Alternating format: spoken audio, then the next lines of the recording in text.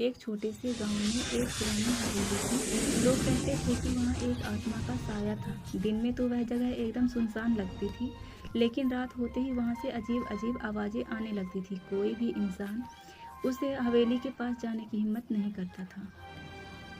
गांव में रहने वाले बुजुर्गों का कहना था कि सालों पहले इस हवेली में एक अमीर जमींदार अपनी बेटी के साथ रहता था, लेकिन एक दिन अचानक उसकी बेटी गायब हो गई। लोग कहते थे कि वह हवेली में मारी गई और तब से उसकी आत्मा वहीं भटक रही थी। एक दिन रोहन नाम का एक युवा लड़का गांव में आया। वह शहर से था और भूत प्रेत की कहानियों पर विश्वास नहीं करता था। जब उसे हवेली की कहानी बताई गई तो उसने इसे मजाक समझा। उसने तय किया कि वह रात में हवेली में जाकर सच का पता लगाएगा। गांव के लोगों ने उसे बहुत समझाया, लेकिन वह नहीं माना। आधी रात को वह अकेला ही लालटेन लेकर हवेली की ओर चल पड़ा। हवेली का दरवाजा चरमराते हुए अपने आप खुल गया। अंदर अंधेरा था और हर तरफ जाले लटके हुए थे। हवेली में घुसते ही उसे एक ठंडी हवा का झोंका महसूस हुआ। जैसे ही रोहन आगे कदम बढ़ाया, उसने महसूस किया कि कोई उसे देख रहा है। तभी उसे सीढ़ियों से किसी के उतरने की आवाज़ सुनाई दी।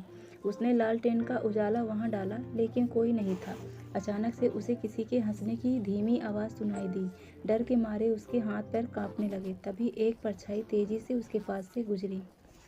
रोहन ने पलटकर देखा तो सफ़ेद साड़ी में एक औरत खड़ी थी, जिसकी आंखें गहरी लाल और चेहरा डरावना था। जब वह गांव पहुंचा तो उसके शरीर पर अजीब निशान थे और वह तेज बुखार से तप रहा था। अगले दिन गांव वालों ने उससे पूछा कि अंदर क्या हुआ, लेकिन रोहन इतना डरा हुआ था कि कुछ बोल ही नहीं सका। कुछ दिनों बाद वह गांव छोड़कर वापस शहर चला गया।